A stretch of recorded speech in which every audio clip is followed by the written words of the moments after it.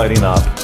I just want to preface that, we wanted to take an opportunity and really explore local businesses on a smaller scale that, how it came to be, what was the motivation behind it, what are the core ideas behind, influencing the market, and, of course it makes only sense that we sit down, because we're certainly a customer of yours, although we would consider it a partnership at the very least here at the Vintage. But why don't you do yourself a favor and just introduce yourself, what you do, so that everybody can get a feel for it.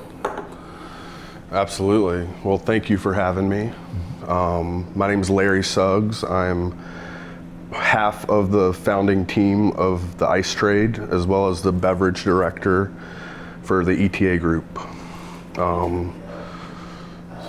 Really, I'm just a lover of cocktails and everything that goes into making cocktails. So let's back up for a second. When you mention Eta Group, what does that consist of? So Eta Group is currently two concepts. We're Stroke, Mini Golf, and Cocktail Lounge in Plaza Midwood. We also have Rumaway Cove, which is a temporary pop-up leading into our tropical rum bar concept, the Royal Tot. So that's been keeping me busy, not only developing Royal Tot, but getting the pop-up off the ground, as well as serving people like yourself our wonderful ice product. So yeah, I'm kind of all over the beverage scope from the start of making the ice all the way to the finished product at our bars, and then I'll get to see all of my favorite friends around town every day. So your job doesn't suck. I always tell people that I have the best job, at least in my company, because a lot of people have to deal with a lot of headaches throughout the week, throughout the days, where I get to do what I love. It's really easy to get out of bed in the morning these days and get motivated to go to work because I'm doing exactly what I signed up for. Yeah. It's cool to put it into perspective of how obviously the Vintage is part of the Menagerie Group, also small, but trying to open up new concepts. It's very exciting to see in this market people that are really kind of determined, because especially after the last couple of years, a lot of people felt kind of hesitant to kind of put the brakes on other new ideas and new concepts. And meanwhile, you guys were like, oh no, open house, come see our ice, come see what we do. And I've always been so fascinated by it. But for those who might not understand, they think ice company, and of course this week we have a crazy water break and people are calling you for ice thinking that you can just give them everything under the sun. But it seems very intentional how you and your partner go about it. First off, how did the idea come about? And then what motivated you guys to kind of pull the trigger on this is a side project that's worth pursuing? Yeah, I think it was a product of timing and drive to do it. It's been something that I've wanted to do for probably 5 years. I just never had the time. And also I didn't have the right partners and people that were on the same track as myself and wanting to provide niche services. A lot of people would think about an ice company and they think either bagged ice or ice sculptures, So we get calls all the time for that. But we focus on beverage ice. So making cocktails worth the money by thinking about each and every component, ice being one of the most important components. So through my, I'd say, pursuit for the perfect cocktail, that's kind of what flamed the idea. And then during the shutdown, for the first time in 10 years, I had the time to put something interesting together that really is definitely a niche product, but helps a lot of people, and in my community of local bartenders. So yeah, it's just lucky to be in the right place at the right time and to be around the right people. Yeah. Now, for those who may just go out occasionally looking at different beverage menus, what is something, you mentioned the ice being one of the most important. Several of us have figured out the answer over time, but what role does the ice play? I mean, especially if something is being poured on a big cube, what role does that play in a cocktail recipe? So this was very prevalent when we were all stuck at home, and I was making cocktails at home, and I was like, these just don't taste the same. I'm like, did I lose a step, or like, what's the main difference?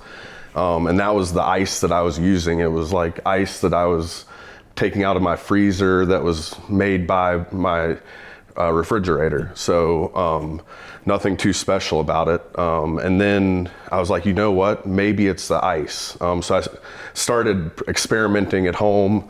I had done it in the past, but I was making ice blocks at home to entertain friends when we would have small groups or together, or just drinking whiskey at the end of a long day. And then I was like, the ice makes like all the difference, because the dilution of the drink, as it dilutes and you have any impurities or flavor in your water, for instance, tap water does have a flavor to it, and it can impart bad flavors onto your spirits and your cocktails. So to me, ice is almost the most important thing, because you start and finish with ice. You usually chill down your cocktail, which is a combination of dilution, chill, and aeration when you do that. So that water is actually becoming a ingredient in the cocktail.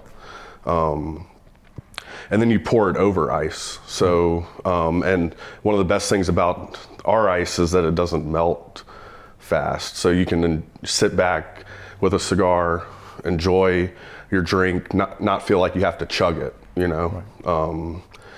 And people tend to also enjoy the way it looks in the glass. So when you go out and you're paying a high dollar amount for either a cocktail or a fine spirit that you've seeked out, there's nothing better than seeing it over a nice, clear, beautiful cube.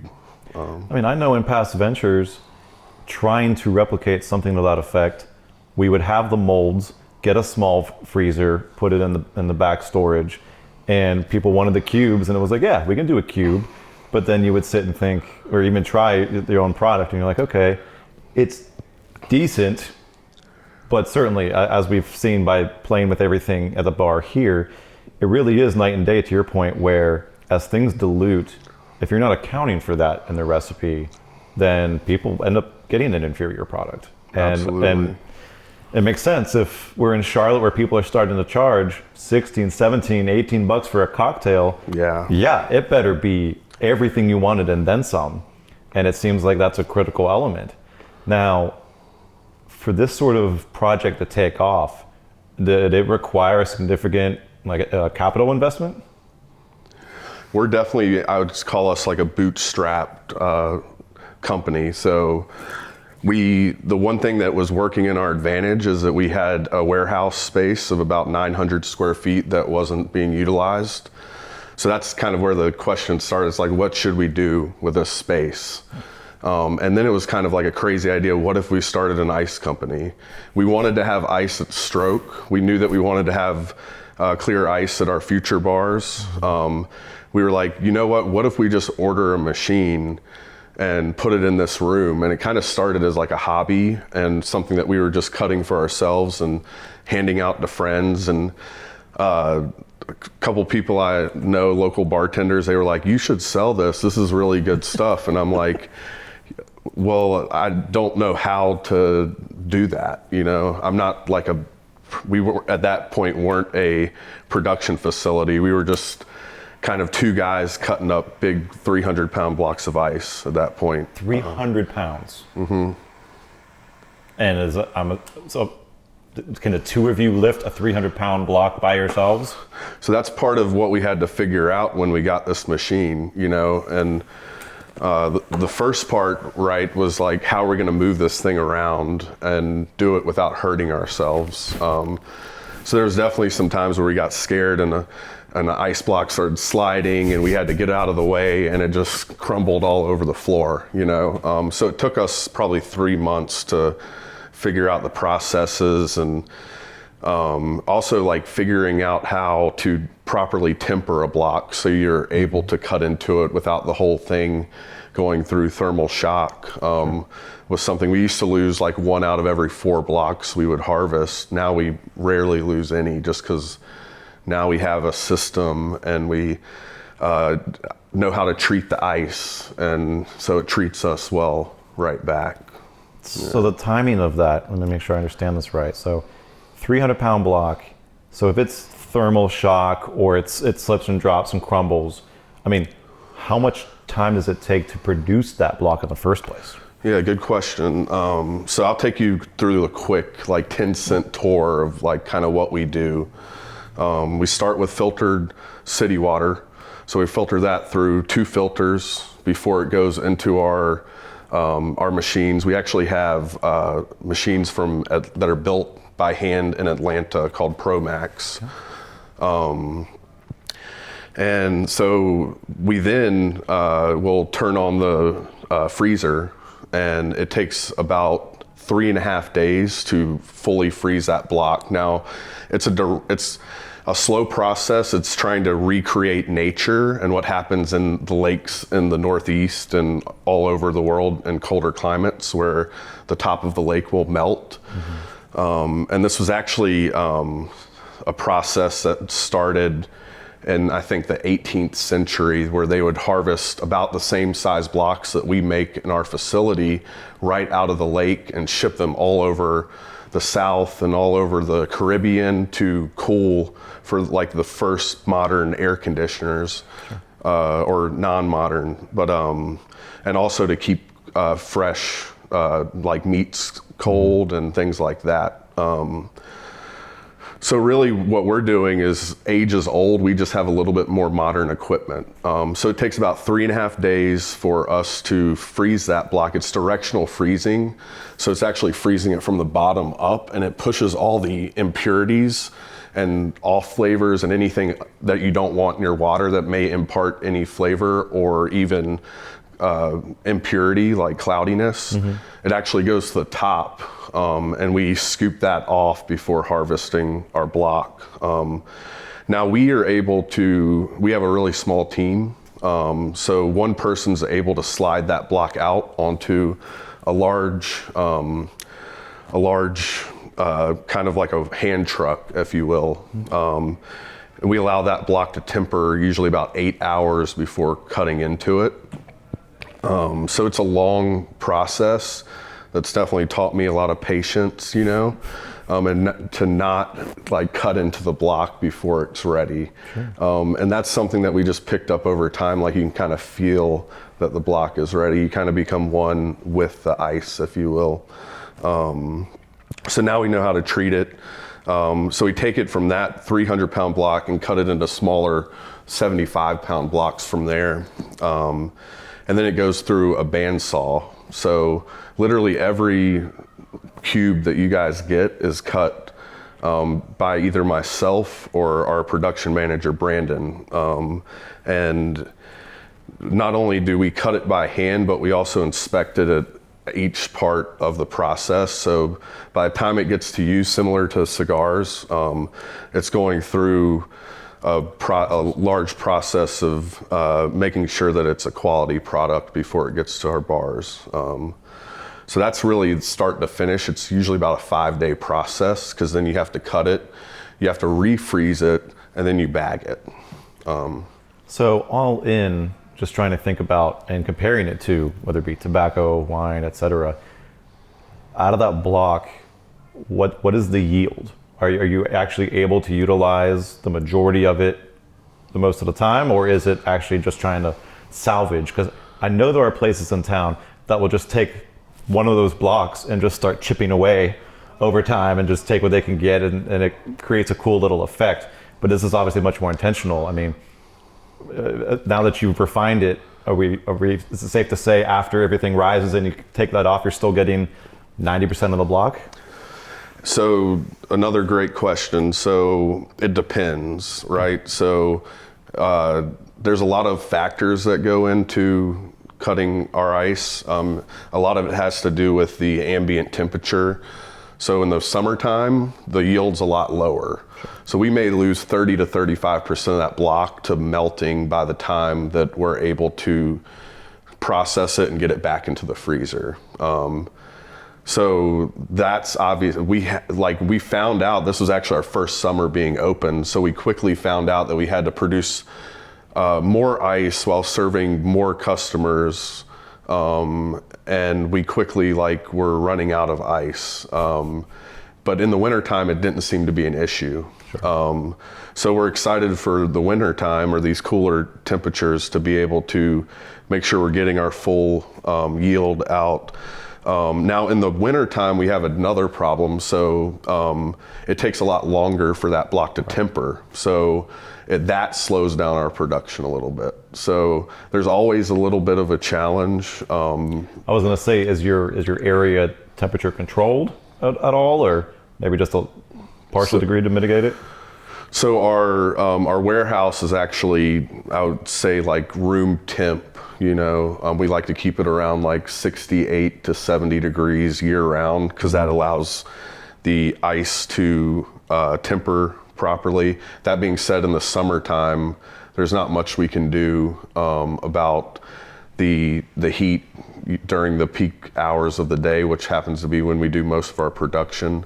And going in and out of our walk-in freezer, opening the door, immediately once you open that freezer door, it goes up 20 degrees in a 90-degree heat. But that's the fun part of this, and what makes it a living thing, that we have to know these things to be able to do business. So sure. Anticipating these hurdles is something that people do in the spirits business, and everything I love in my bartending life. So immediately when I started making the ice, I was like, this is no different than what we've done before. We just have to figure out these hurdles and work our way through them. So at this point, because it sounds like it's a large process just to get the finished product, I know that you all were trying to start off selling retail while also having relationships with bars and restaurants in the area. Mm-hmm. Can you give us a feel of how many different clients you're able to service at this time? I'm sure the demand has done nothing but increase as people see the value in it. But are you guys able to accommodate that? Absolutely. So we made sure to kind of do a slow growth model, just because we are so small of a team. So we debuted during a time where obviously people were drinking a lot more at home. Mm-hmm. So we were able to kind of tackle that market first, which is a lower volume type of market. It's also a higher profit margin, which was good to get off the ground. And we love the fact that we're now educating people in their homes, using this cocktail ice. And now when they go out and seek out quality cocktails around town, they actually ask for our ice by name.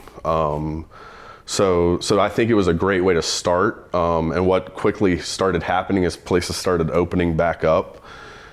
We had to turn away a lot of people because we just weren't able to make enough ice for them. You mentioned right place, right time. I felt like it was just perfectly fitting that Yanni had stumbled across it, and it was just hey, let's go to the open house and see.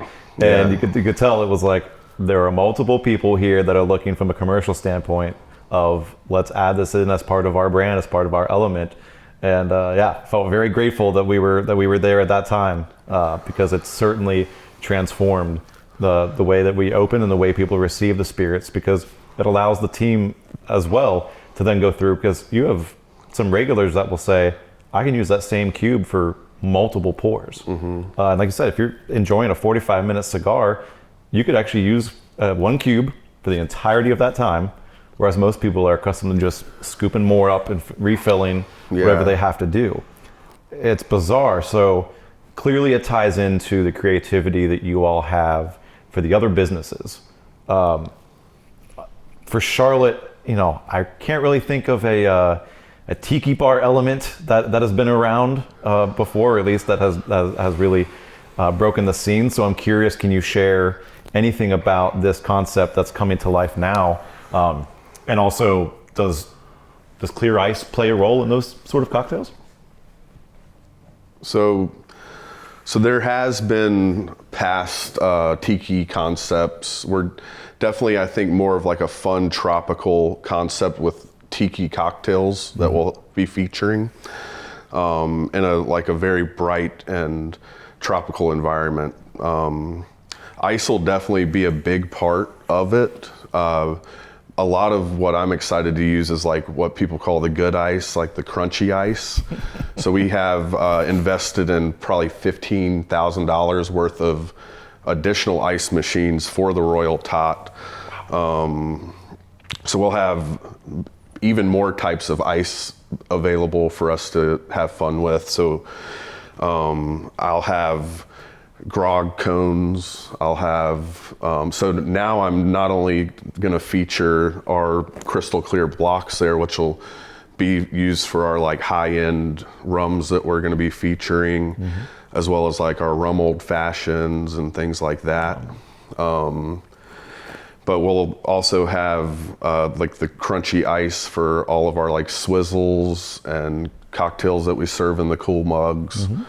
And we'll have a Scotsman 1.25 inch cuber, which is similar to that of like Cold Draft or what you guys use here, Hoshizaki. So I'm kind of like an ice nerd when it comes to that. I think that, again, it's one of the most important parts of the cocktail. So I'm excited to play with all the different ice types there. Yeah. Okay. Should be fun. Well, let's get personal for a minute, because you've been around this industry for a long time. You've developed quite a passion, and I'm just curious, Larry is off the clock. He's able to enjoy whatever might be on the back bar at home. What is your go-to spirit or go-to recipe? Ooh, so probably what got me into like cocktails in general were two experiences I had in Charlotte here. First one, I had a Vieux Carré with Bob Peters at the Punch Room, and that kind of opened my eyes. He told me what was in it, and I didn't recognize like half of the ingredients he said, and I was like, that's interesting. At the time I was a beer rep, so I was traveling a lot throughout the country, and learning more and more about like flavor combinations and things like that. And came back to Charlotte a few weeks later and had a last word with Justin Hazelton, who's now at Lee and Louise. And I was like, oh my God, mind blown. So quickly I was like, beer is cool. I love beer. I still drink beer every day, just about, every chance I can get. But I was like, I love like the ability that you have as a bartender to put flavors together that people normally wouldn't think of, and make them a beautiful thing in a glass. So I'd say my favorite two cocktails are the Last Word and the Vieux Carré, because there's like memories that come about every time I have a sip of one of those. And then, as you probably know, I love Fernet Branca, room temperature, which people always are like, why don't you like drink it over one of your ice cubes and stuff? I'm like, I've been drinking this long before we had the ice company, and it's kind of like my go-to, not only after dinner, but before dinner. If I need a little pep me up in the middle of the day, sometimes that helps, so I definitely lean behind Fernet. Now, of course, in this format, I'm inclined to ask, if you're trying to pair something with a cigar, what's the first thing that comes to mind based off of your palate, which is obviously able to tap into all sorts of flavors?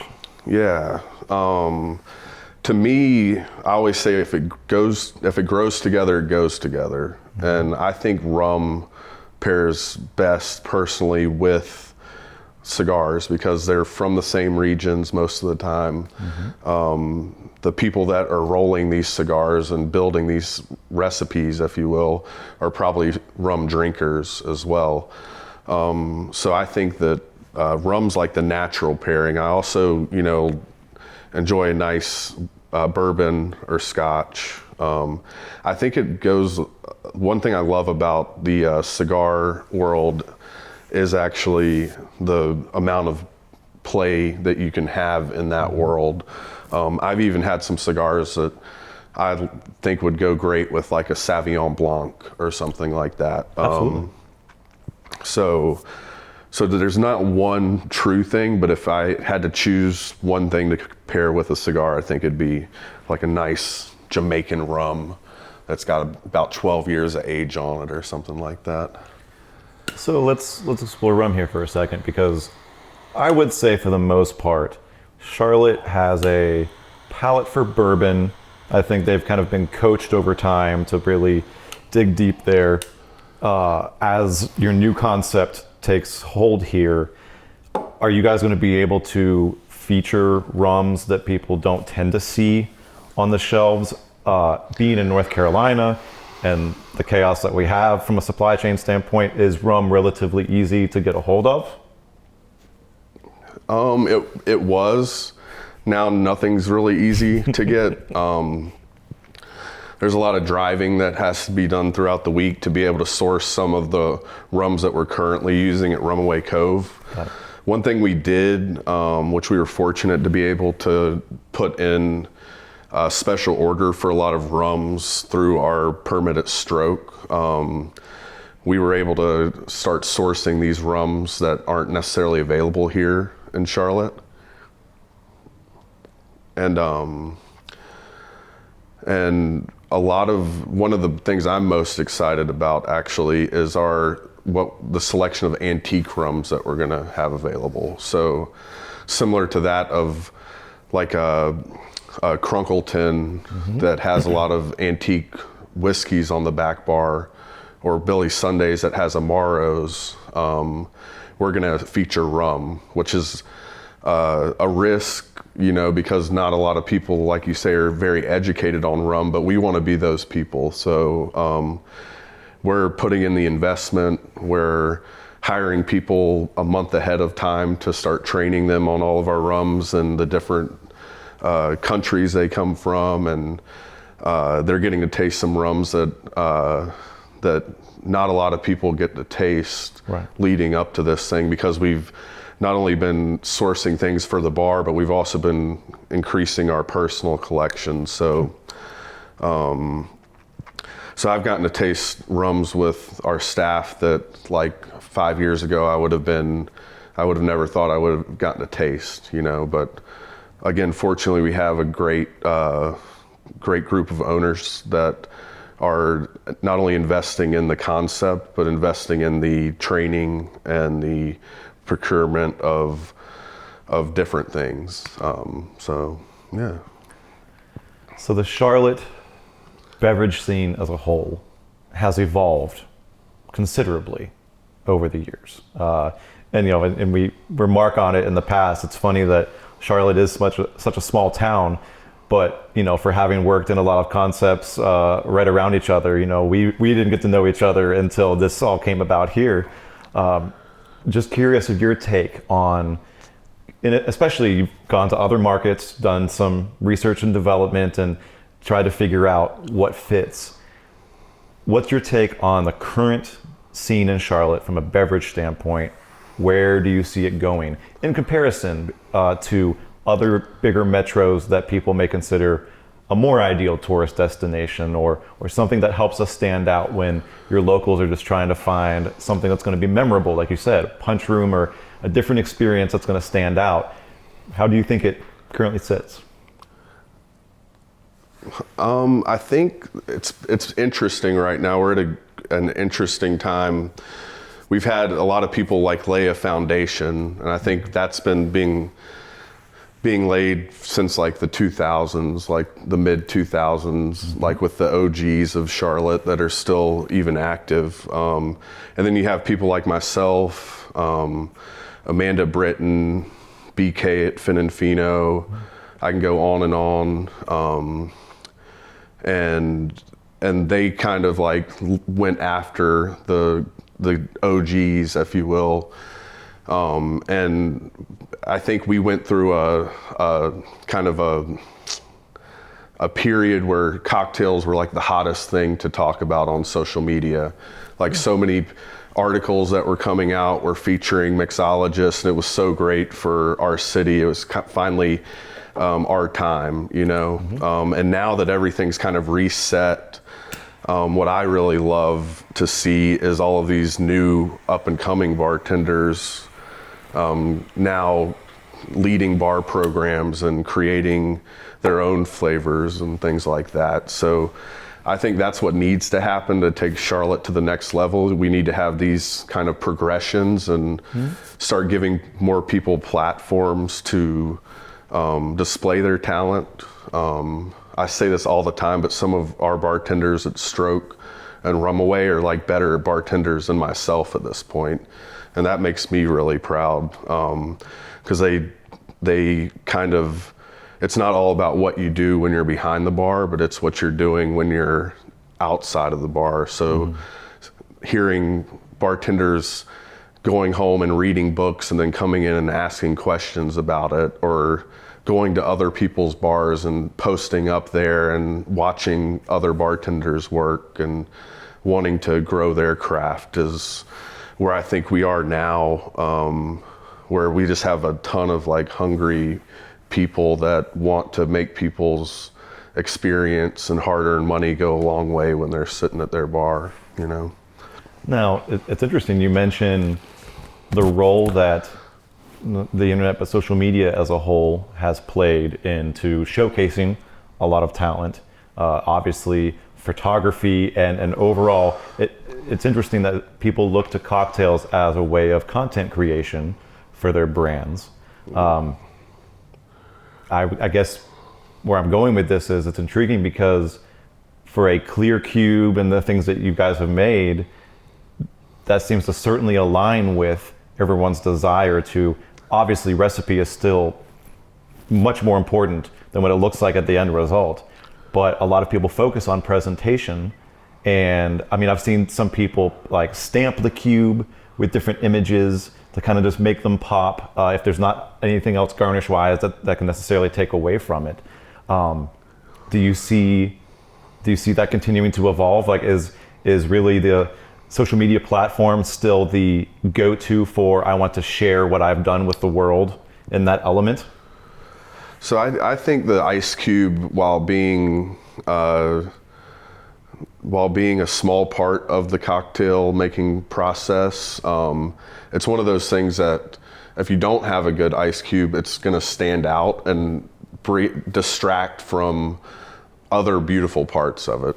So I almost cringe a little bit when I see like a cloudy cube in a photo for marketing. I'm like, oh, you could have like called me and I would have just like given you that cube, no charge. I just don't want to like, I know that you're going to look back on it in a month or a year and be like, I should have used one of Larry's cubes. But so I think like when you're talking about social media and stuff and making things pretty, and the way I've always worked is that I want my cocktails to look exactly like what they look like on TV or whatever, right. You know, because that's what we as small businesses, we can't afford to be like McDonald's and Burger King and have a really good looking product in our marketing, but then when you come in, it'd be less than what we advertise, because for some reason small business owners get like railed when they do that. So it's important for us to be consistent, and I think with a lot of bartenders, they're like, it's really important for them to put forward the best possible product, and that just happens to be part of the equation is crystal clear ice cube talk about like bright colors as well. Right. I tend to be pretty simple with my surroundings when I present a cocktail in a photo, where some people like to dress it up with other things. So it's really just a small component, but it's a really important part of it at the same time. Now, as we've seen, the demand is going to continue to go in this direction for embracing clear cubes and everything that comes with it. Do you consider yourselves as having competition in the market? You know, do you see others trying to follow suit in any way, shape, or form? I guess I've heard of in other markets, you know, other companies trying to develop something like this, but it also feels like you all have really kind of grounded yourselves in this market as, like you said, it's almost a household name where some will go to a bar asking if they happen to carry your cubes, if they can get theirs served that way. Yeah, we're fortunate. You know, we've got. I always say, like, every bar that I love carries our ice, so it's really easy when I choose where to go out. I just go to the places that support me, and I like to support them back. We're a very small business, so there's not a big, like, I don't have investors like hanging over us, like say like we've got to grow 30% this month. So I get to pick and choose who I want to work with. It's almost always, I think 100% of our clients are locally owned businesses at this point. We've tried to work with some larger companies, but really like seeing eye to eye with all of our clients. And as far as competition goes, there's definitely other places you can make ice in molds at home, you know. Yeah. You can even at bars, people make them in the igloo coolers still to this day. And I love seeing that. And there's also people that do ice sculptures and might have beverage ice on the side. One thing that I think separates us from most people, and I think there's probably like 5 or 8 of other people in the country that do it like we do, where our facility's set up to make beverage ice. So we don't make ice sculptures. We have a partner that makes ice sculptures for us. So that leaves us to do what we're good at. So our facility is 100% built for beverage ice production. So when we get a call for bags of cubes and things like that, like, we can't really help them out. I like to call us like a small batch ice company, where we're literally taking a 75-pound block that day and processing it, and then the next day it goes out to the bar. Right. You know, which is really cool because that's the way a lot of our local farmers work. So I've kind of set it up like a farmer would. He harvests, he processes it, which is usually for them like cleaning it. And then they try to get it out as quickly as possible to their local chefs. All right, so if I am opening a concept in this market and considering the idea of utilizing your ice, with all that goes into it, it sounds like it could be a decent investment on my behalf. You know, is there a talk track that you have that you're able to help people understand how it can be worthwhile in terms of tying it all together? I think most of the people we work with on a wholesale basis know the importance of the ice, so there's not a lot of, I do inform them if they need me to, that it's not only looks great, but it melts slower, and it doesn't impart any off flavors. That's kind of the one-liner. Sure. But we don't do them currently, but we were doing tours every week at our facility, where I would take them through the process from start to finish, including cutting down a block in front of them. And at the end, I would commonly get a question like, what's the point? Like, that looks like a lot of work for just a crystal clear ice cube. And those are opportunities to really go in depth and educate people on the importance of it. So I've had people that come in asking, like, like we just did this for a fun little outing, and then at the end they're now like ice experts, you know, like they not only will only carry our ice for their cocktails at home, but they also buy our ice to take to parties, and they tell their friends about us. So yeah, there's, and one of those things that I try to do through our social media too is like slowly educate people on the ins and outs of the importance of ice too. So it's constant like education. We're a premium product, so sometimes people are like, whoa, $1 a cube, you know, that's a lot.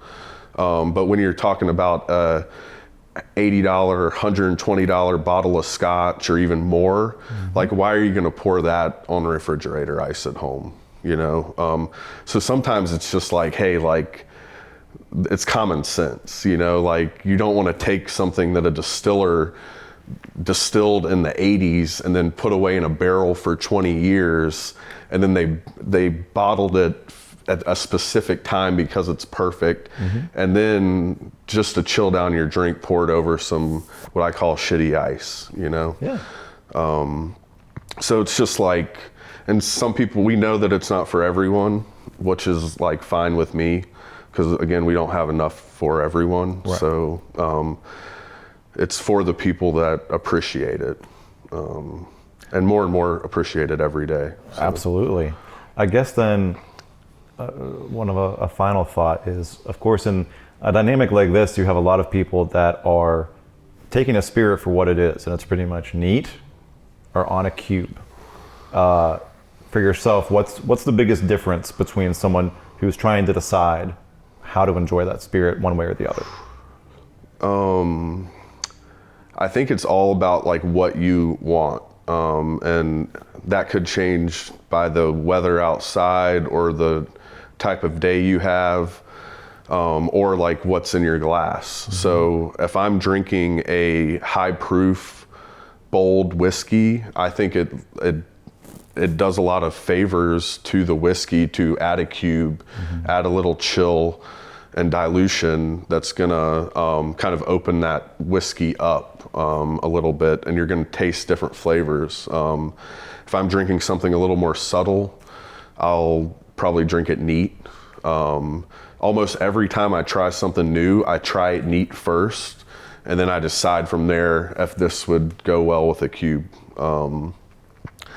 So really it's just about time and place, and you'll find me sometimes drinking whiskey neat here. Sometimes you'll find me drinking an old fashioned with it.